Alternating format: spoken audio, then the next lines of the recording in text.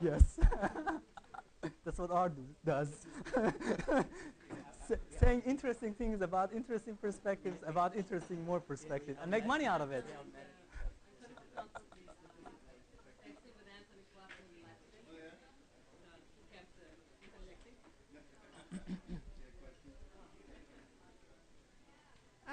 Do I ask my question now, or like I wait for people to leave?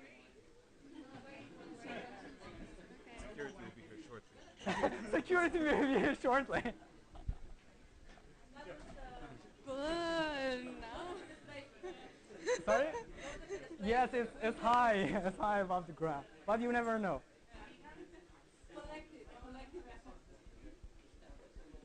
Artist intervention.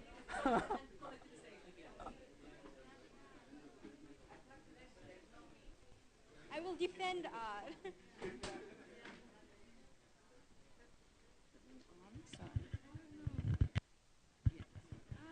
thank you. Just one comment about your thing. I will probably go. No, it's fine. Hello again. Right on.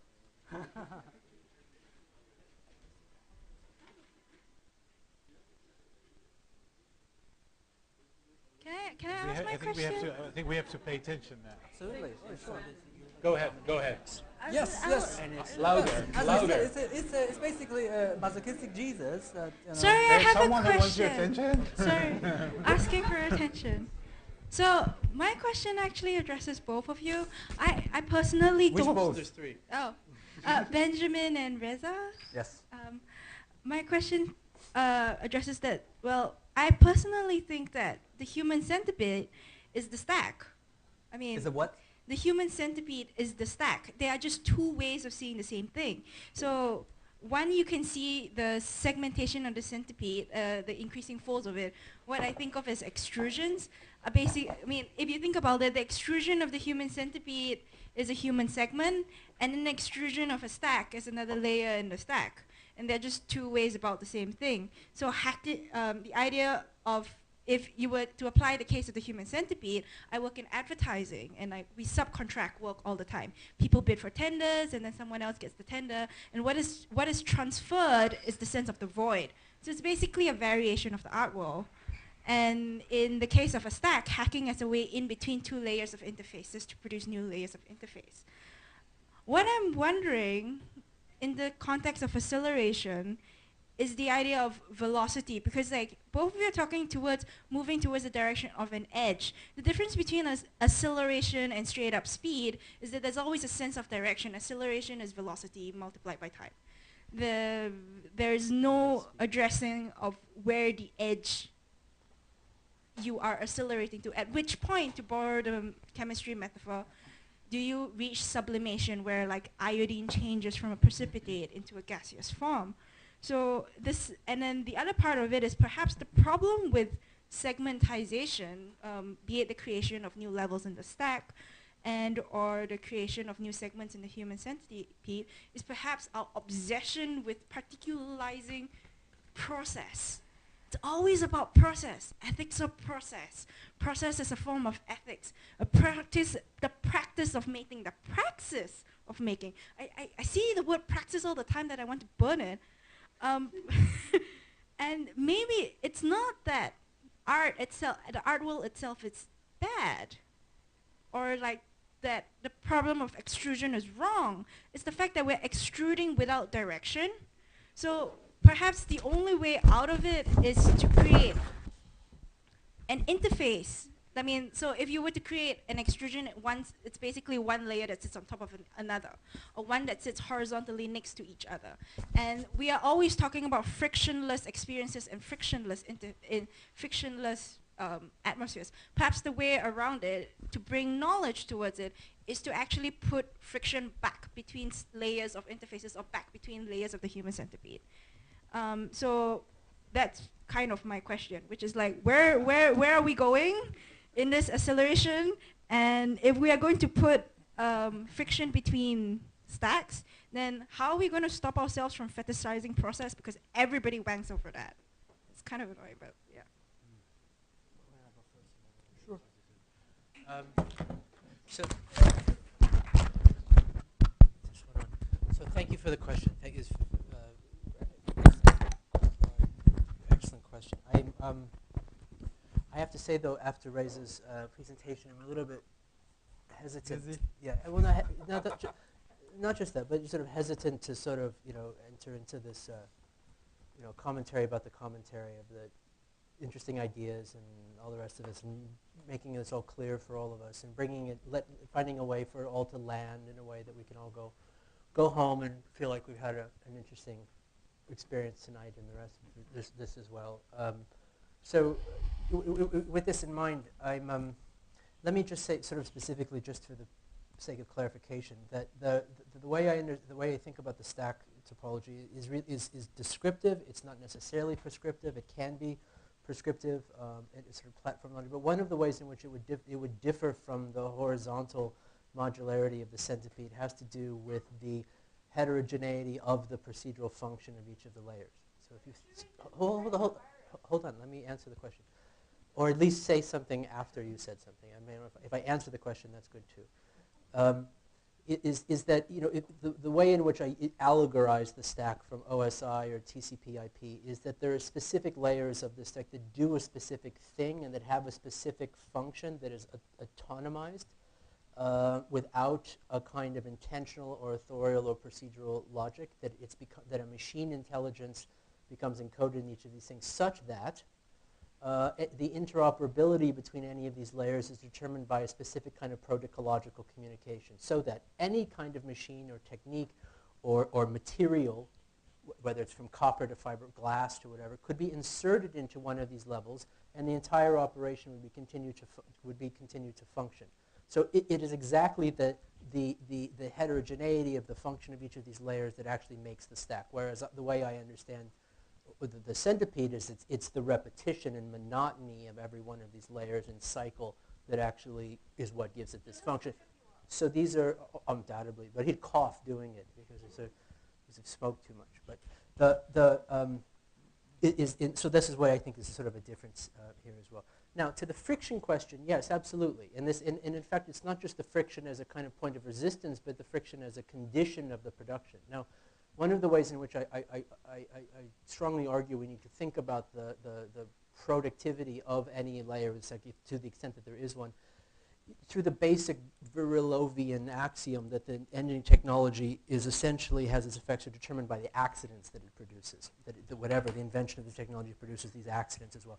It's not just a deliberate friction in the sort of signal noise ratio, but a kind of accidental reverberations that are productive outside of the closed domain of signal noise. And it is the production of those accidents that are in fact the design logic of any one of these things as well. So I would take the friction and raise you an accident there as well. With this as well, but I don't want it to.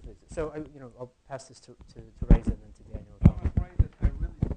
Is this still working? Yeah. I'm afraid I really do not have any interesting perspective on this. The one thing that I would like to clarify here moving forward is that. To be honest with you, I do not really understand, what accelerationism is about. It's, as you say, it's a kind of a velocity. This idea of a speed, and it's a kind of a voluntarism, and it's a kind of it's basically a bankrupt form of, I would say, activism. This kind of, escalating the velocity towards something. This absolutely, I do not endorse this kind of claim. And what really probably connects me to some of these positions, most, of course, most definitely with Alex and Nick's manifesto, is the very idea that the first question that you have to ask is that what is to be accelerated, and what is really the function of acceleration? What is to be accelerated?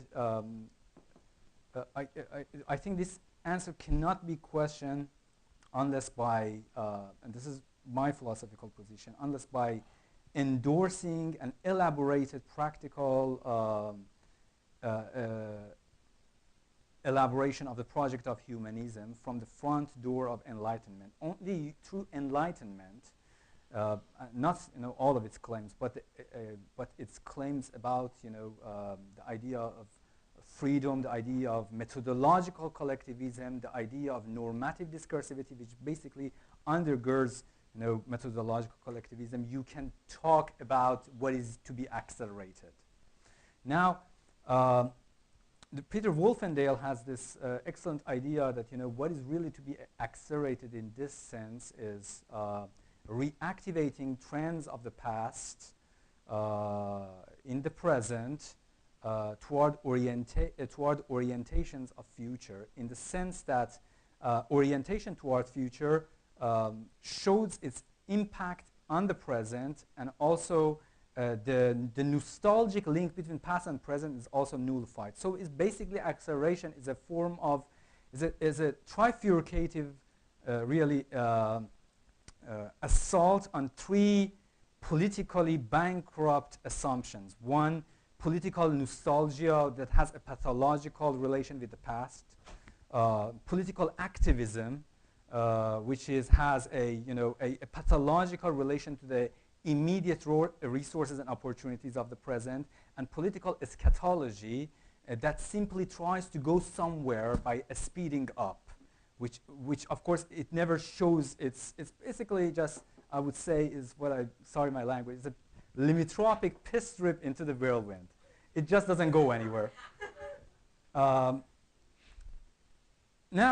this is very, I think it's very, it's a very interesting thing that in order to really answer this question of acceleration, you really need to discover a new link in history between past, present, and future. And this is a labor that I don't think that any philosopher has done it yet. There are philosophers actually working on it, and there are theorists, political theorists working on it, but I don't think that has been really satisfactorily answered. Now, just a comment to you, and also you mentioned, probably I misunderstood it, but let's just take it as misunderstanding, but also as a kind of clarification, that I misunderstood that Benjamin said that his idea of acceleration is about freeing matter. Is that what you said? Freeing matter or something like that? I don't know. Anyway, let's just, it's just a claim. But it's actually, I think it's a good claim to use in order to debunk some of these no-accelerationist stuff. Freeing matter, you see, liberating matter is not essentially the liberation of intelligence. Accelerationism is about the liberation of intelligence which coincides with the idea of freedom and collectivization. But to liberate matter doesn't entail liberation of intelligence. Because why? Because intelligence is not to be found in a very, as I said, in a kind of a unarticulated idea of matter. Matter, this is just basically the myth of the sentience, that the world is, everything thinks and everything has an intelligence. No, the whole idea of acceleration is really to, and that's why I think it's neo-accelerationism takes side with Kant, that not every form of intelligence or liberation of matter that harbors that kind of small traces of intelligence can be embraced, but only a certain form of intelligence, the sapient intelligence, the one that is capable of establishing link between believing true and making true, between thinking and action. Matter can't act, matter cannot think, matter, I just find this idea that the matter can act ridiculous. This action is always needs to be linked back to a discursive intentionality that actually makes it contentful. Insofar as the sentience does not have this kind of link, discursive link, it cannot yield action. It just does something. No, it doesn't. Like, really, like, okay, I'm sorry. It's like, okay, all matter are objects that are designed to work with exterior configurations, right? So we accept that we move past assemblages and we move to configurations.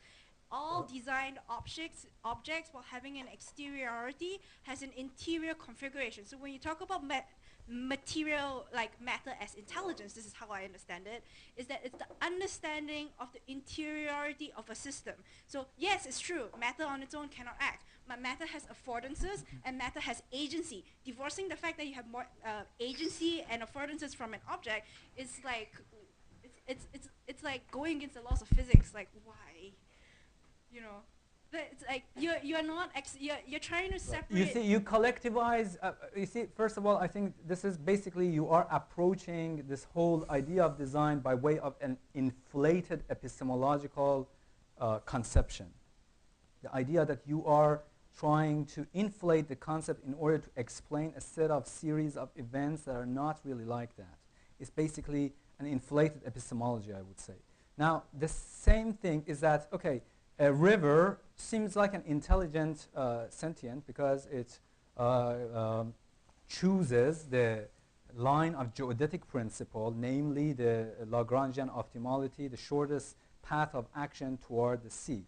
But does this make it intelligent? How can it be collectivized? How can it be turned into some sort of edifice of freedom or collectivization? Now, this is not really. This is what we are overextending our conceptual understanding of action to certain, certain forms of behavior that resist it stubbornly.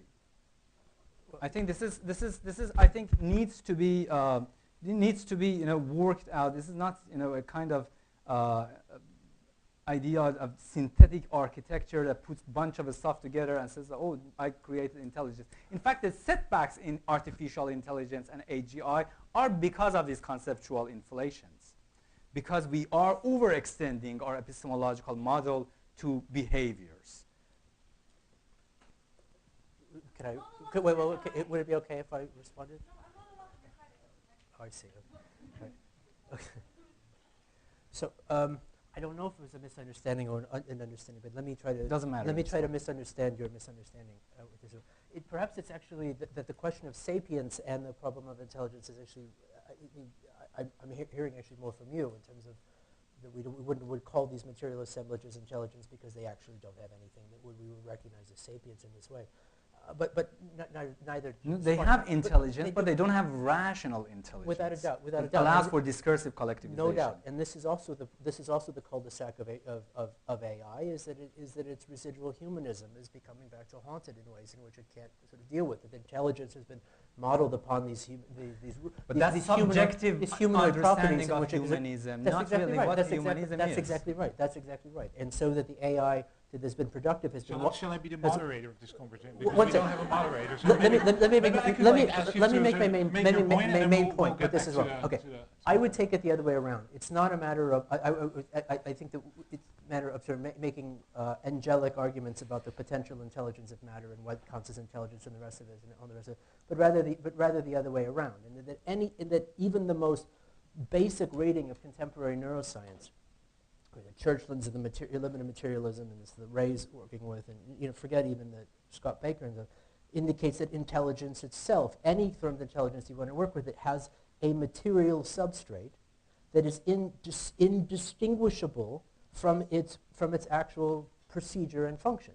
From neurons and axons and the larger sort of assemblage, which we don't really understand in terms of trying to work with this itself, but we don't have to posit the possibility that matter as matter can resolve itself into something like a sapience or humanoid intelligence. It's simply there. It's a bag of goop inside your skull that does this in any day. I don't know, in terms of getting this back to this issue of the acceleration of matter and this as well, we may have misunderstood each other on this sort of point. The question of the acceleration of matter and the designability, the engineerability of matter as a previous discussion, I don't really see as all that different than the kind of phylochemistry, culinary materialism that you've already sort of well articulated, that it's from this chemical composite and archive that it is possible for intelligence to act on matter so as to compose and to project and to develop something that may, in fact, under certain circumstances, be actually novel. So. I won't monopolize the conversation, so you guys go ahead. No, More that's questions? it. No, I'm fine. Someone was happy there, I think. You said yes, right? Yeah, because it's true. Right. You can't separate it from Right. the substrate. It's So, logic. so the MIT Did I Press miss the logo point? turned again. No, and is now a it I is CP. not the point. I didn't miss the point. I did miss the point. No, I said that I do not agree with this, but probably maybe we shouldn't monopolize the conversation. Okay. Thank you. So, first of all, just as you read the paper, Reza, I was like worried that like all these art catalogs, this like the anonymity of these art catalogs all get together and just like fall on you and like try to destroy you. Because I just looked and I just saw all these like catalogs here. You know, these are all these catalogs that you were talking about. Like they're all here. So, and I feel guilty because I've been researching your ideas for the last, God knows, at least a year, if not longer. And I attempted to curate a show that somehow tries to sort of like not relate to your work, but sort of like go through your work, sort of like go through it and then get to the art, or like, and try my best to not practice, because I myself really like have a very problematic relationship with art. I've been in and around the art world, sort of like in a locality of Vancouver for more than 20 years, and I felt and experienced a lot of points that you've brought up about the art world, right? But my point that always took me back to the art world is sort of like the Manichaean or like Mani's sort of like idea of like he's considered as one of the first philosophers of art, the person who has been told that he was the first fellow who thought of like art as a way of simplifying the complexities of language into a form that is phenomenologically understood by those who doesn't understand the language, so the message could be passed on. And the idea of like those manuscripts that later on went around Asia and came back to Iran and became those beautiful miniature manuscripts, sort of like is argued that like Mani's books began with that as form of, which was later on picked up by Christianity and all sorts of other forms of religion as a easy way of passing on the message. But by inverting that, I think that the fact, you want to call it centipede or whatever you want to like metaphors can use, but like is this prison house of form that is sort of like the prison house of form. It's like that to me, that's what makes the art or art world conceptually interesting. Is like that is like to break out, you have to break out of this very particular form, this form that is evolving, this form that sort of like in its modernist sense, art was supposed to be a place where new forms are generated that then get is sort of indispensable as a source for, as a sort of centipede, actually trying to, going all kinds of directions and sort of trying to find new things and sort of bringing them in. Like, for example, we're sitting now in e-flux. We're not sitting at the NSA headquarters. So, That we know of. I think that for me to, sorry? That we know of. Yeah, true, yeah. But we're being heard, of course. But the thing is that I think if you get too focused on the art world itself, you lose track of why you started to like do this in the first place. Just as much as if you're only focused on the design world, which is sort of as terrible. So it is for something. It's inherently of value, but it's also for something, especially design, by the way. But Sorry, you were saying. Design can be made affordable by way of technological production. Design can be made public. Design can be popular. But the art creates art in a gallery. Or if you want to make a real intervention, push with the real limit, I'm saying that put my gallery in the street. Still, it is just so isolated. Digital art is not like the 90s art and It is, it's who, just go on a web page, it's free. it's just a bad art, and that just tries to play the role of design. It's I'm not really convinced of this kind of argument, though. So there's two parts to what you're saying. One is that there's a corrupt structure, what we call the art world, that is dysfunctional. And I'll raise you a second order dysfunction that is the constant critique within the art world of this corruption. But then there's the question of art, right? And then you said the problem with art is that its levels of explanation are very limited. Art with regard to materiality, Okay, but not art itself. But art with I regard to feel materiality. what product of what cultural field wouldn't be found wanting by that definition? And then the second part to this is, what if the model you're proposing for art is one possibility, and maybe the other possibility is art as a testing ground for new behaviors? So if you're kind of neo-rationalist project, no, it's not relational. It's relational aesthetics. No, It no, just no, became- no, it no, took I 5 mean- minutes before it no, no, became I- like a, I mean it in this way. I mean it in the this way. standard program. No, I mean it in this way. I mean it in the sense that if this neo-rationalist program at the philosophical, theoretical level is producing new knowledge and demands new behaviors, which is... It doesn't produce new knowledge, it demands new conduct according to the modern system of knowledge. So what if art and cultural products Now, are... you see, the first question is that you said what kind of other discipline? Yes, other disciplines also has restricted models, but not all of them. I'm going to get to that later. But they don't make such bogus claims about materiality, that materiality is everywhere. I'm doing anonymous materials, new materialism, material this. As I said, they do not have these kinds of things, and they do not bank on it financially. They basically have a designated relation with stuff, They don't represent it as materiality. Now, engineering is one of those fields that has actually access to different explanatory levels. That's what engineering is.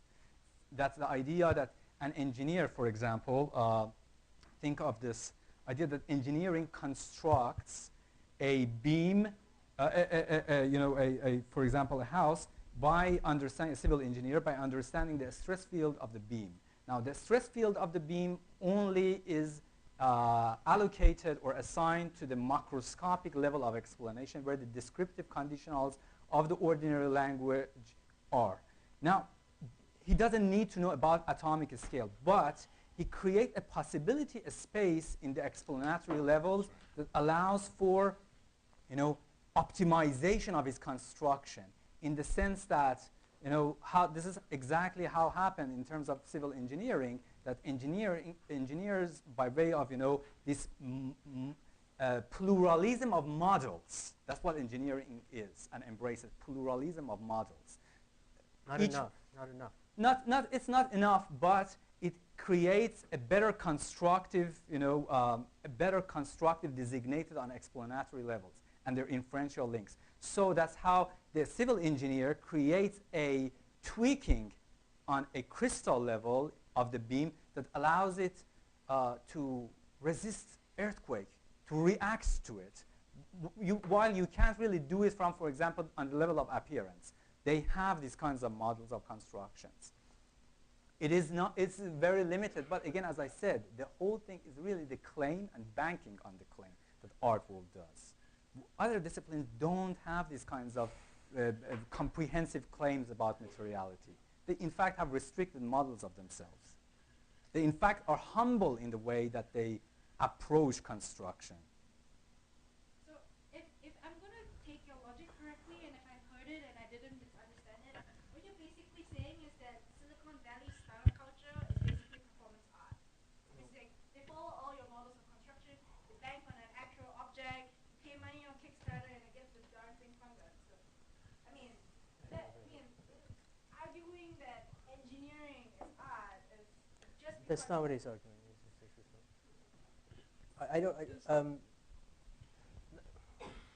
Maybe it's better to have a different sort of question here as well. I take the point of engineering as a deep, functional and performative material intelligence that doesn't require the... It's not an intelligence, it's a procedure. It's a procedure. It is a procedure. It's just intelligence is built into the procedure. No, I think you are no, because there's overextending the I'm idea not of because intelligence. there's a pedagogy of architecture, of engineering. Engineering can be retaught. Engineering can be codified, and it is the codification of the procedural intelligence that actually is the abstraction of that material intelligence as well. And this deep, cunning with the material I'm sympathetic to. But engineering is a, oh sorry, I've put my hand on my microphone. My material intelligence is lacking in this regard.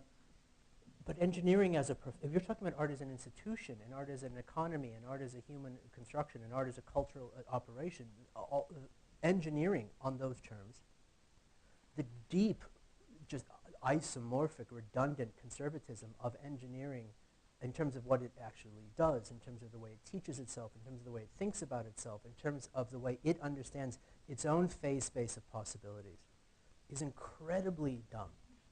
Incredibly dumb. And I say this as someone who works next door to structural material and nanoengineers every day. Their capacity to understand what it is they even do on a daily basis is incomprehensibly opaque. That's why I didn't continue engineering. To themselves in this way. And this is the problem. So, as we were talking about earlier, you posited the idea but that engineers being dumb doesn't mean that engineering itself doesn't have the capacity. No argument. That there's a continuum between philosophy and engineering, and that the folding of this continuum of philosophy and engineering from a kind of tactical to abstraction of intelligence thing as well.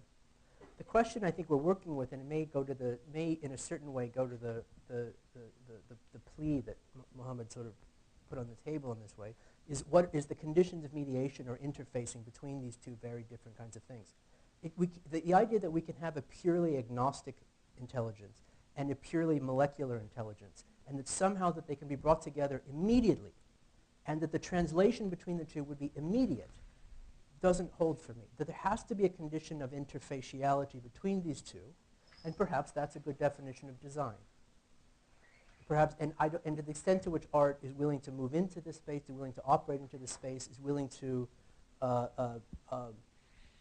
forego some of its kinds of financial autonomies, and this is this as well. But I had to say this about the engineering. I also wanted to say about just to this other point is that had been made about this as well, is that yes, there's also, part of what we're talking about here tonight, going through this is, this is an argument about art that art has about itself that's hundreds of years old now, right? That there's a procedural time in which there's a kind of, forgive me, but there's a persona within art of the dominatrix who sort of shows up and tells you what a fucker you are, right? Whether this is Maoism or whether this is something else. There's a way in which art itself has internalized its own bad faith.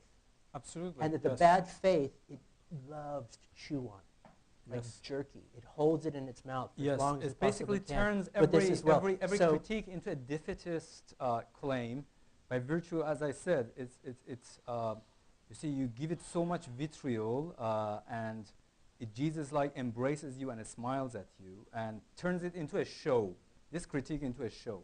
Now, as I said, the way that you can, first of all, freeze the fog of deflection and also create resolute tasks. And the resolute task, the curatorial intervention, artist's responsibility, aboutness, interesting perspective, these all can be done. There is no excuse. And if you want to make an excuse, then be my guest.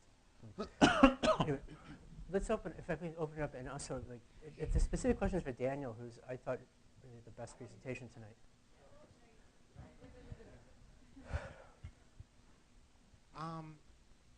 Just wanted to kind of ask about the reducibility of art to engineering, but maybe from a different angle. To me, the disagreement seems to be most intelligible at the level of form, more intelligible to me anyway at the level of form than at the level of content. So maybe the question I would ask around that is, like, what do you guys think respectively for all three of you on the question of, like, what's the productive value of, like, schizogenetic modes of production rather than more materialistically specified, more rigorously systematic modes of production? We have different types of, we have sort of like different polarities here. Surely, though, they exist on some kind of a continuum. So how do we navigate that continuum rather than sort of grounding this discussion out in a kind of like categorical like reversibility. Yes. Right. Yeah, Well, you have to explain what schizogenetic is first. Oh, you No, I will say something. Referring to the Deleuze and Guattarian roots of Nick Land. Right. Okay. Okay. Well, I'm possibly the least well-read person on this panel, Doesn't matter. so I think when it comes to the relationship between design and engineering, for example, I think that one thing that you hear a lot is code or be coded. You know, this thing that has it that, of course, now the shift in society is one towards the coders versus the coded. And in that sense, design, for example, is losing its previous role a little bit. Because design used to be a sort of outgrowth, at least graphic design, of the industrial client-based, institution-based economy, where there were stable entities that would, be in charge of, public life, and they would commission designers to do certain things on their behalf. And that institutional realm is kind of crumbling a little bit. And in that kind of new sort of open, or that sort of new context, the coder is coming in as the sort of central figure.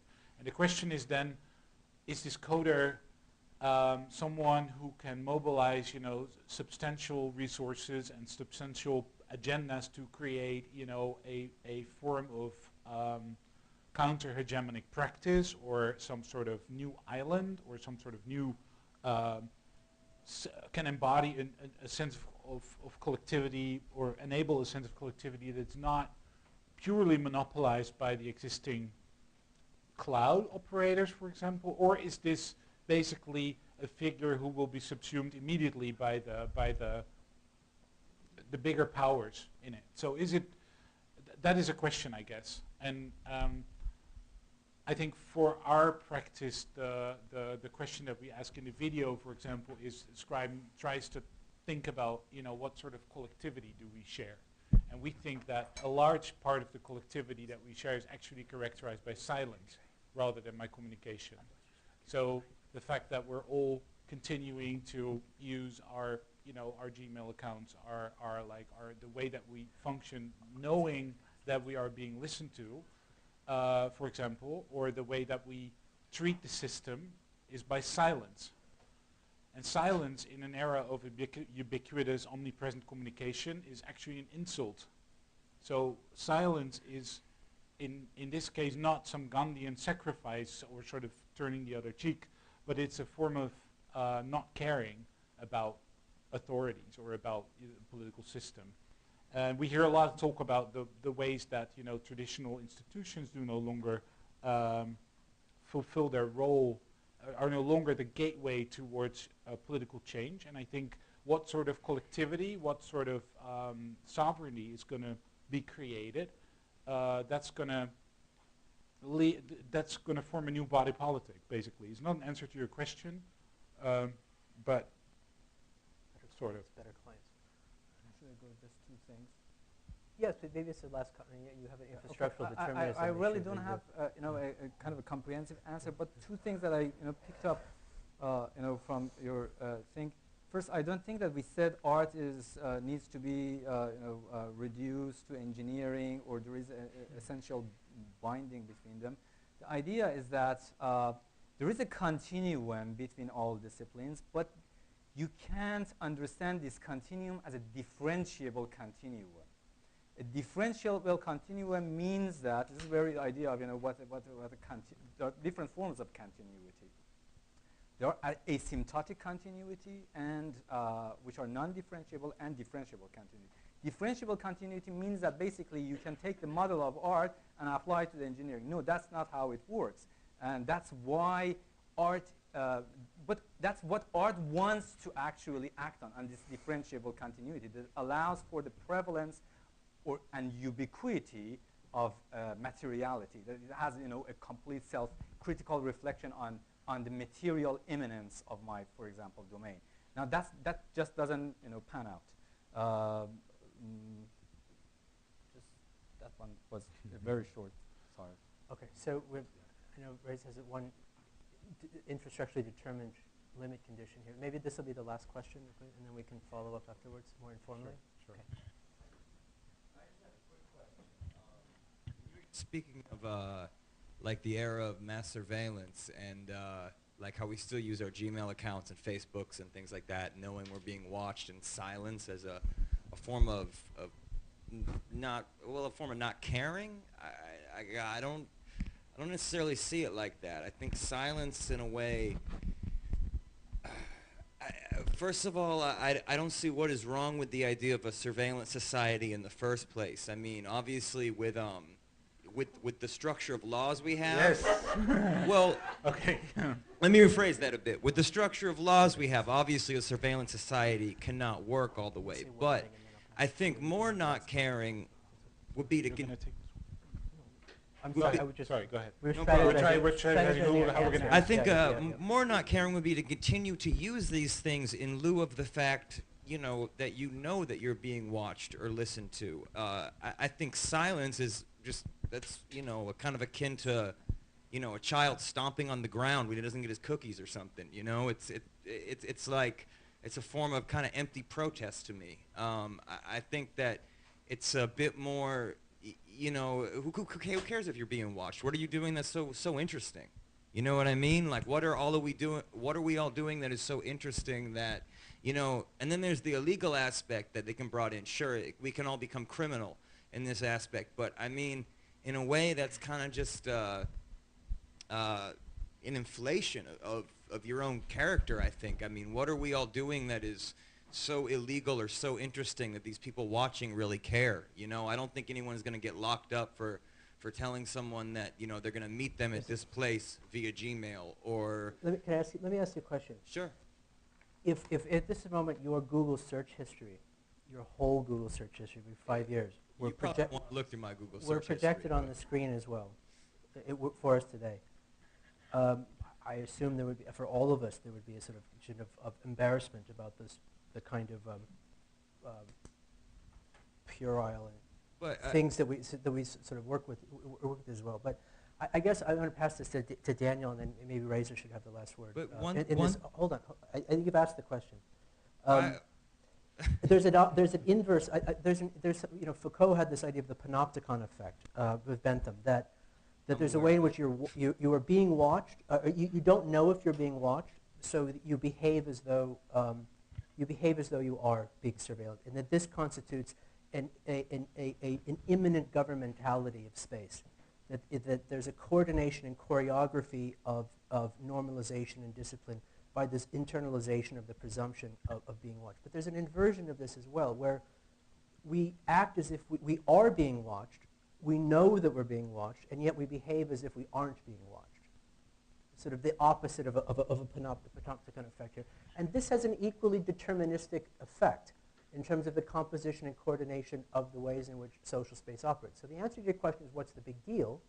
Is because this isn't a very good way to compose and to coordinate social space. And the composition that results is one that is actually unlikable and unsustainable in this regard. So let me just sort of leave it at that. And well, just let me say one thing real quick.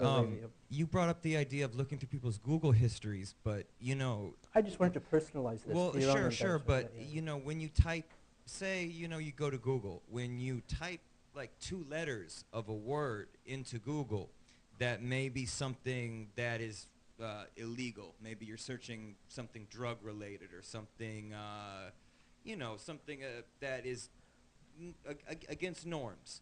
It's not against norms. It's mostly has to do with porn.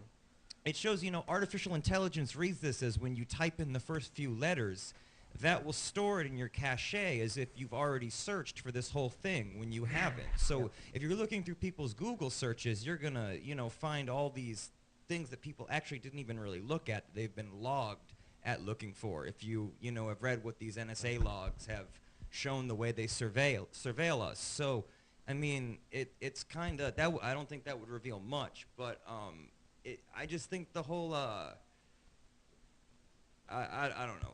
Let's hear the right. Yeah, Okay, Daniel, but you ought to protect the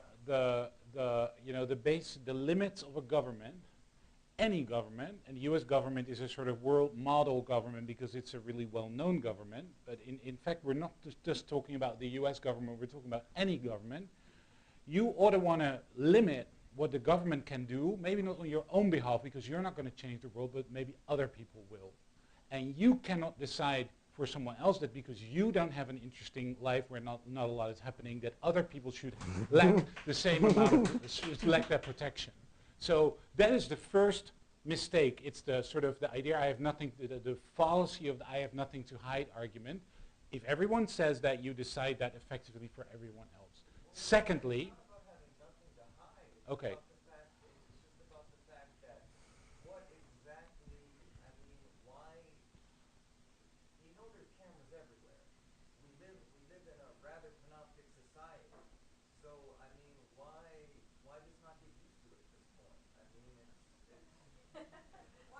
Wow, great, great. Yes. Okay, let's go.